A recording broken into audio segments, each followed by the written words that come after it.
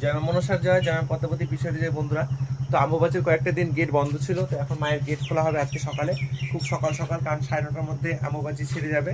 তো সেজন্য এখন গেট খুলবো। ভিতরে যে কী পরিস্থিতি হয়ে আছে জানি না, তো চলো তোমাদেরকে দেখাচ্ছি। মায়ের গেটটা খুলছি, যে ভিতরে কী অবস্থা হয়ে আছে। কয়েকদিন পুজো বন্ধ ছিল, সেই জন্য যে গেটেই পুজো দিয়েছি।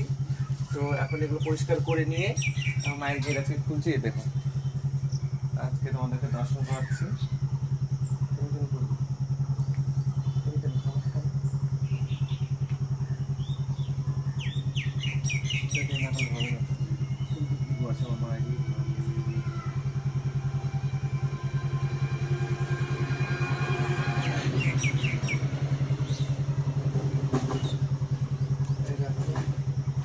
সব পর্দা টর্দা সব এগুলো মা লাগিয়ে দিয়েছে।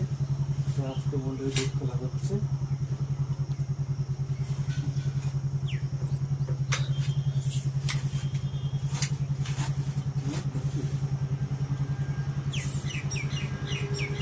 এগুলো সব ধুতে হবে, এগুলো সব না ধুলে হবে না। এখন এগুলো পরিষ্কার করা হবে। আর এই যে মায়ের এটা লাগিয়ে দিয়েছে,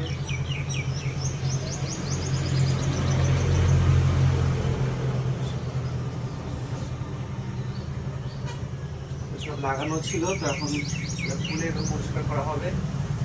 মন্দিরের পরিস্থিতি এরকম হয়ে আছে।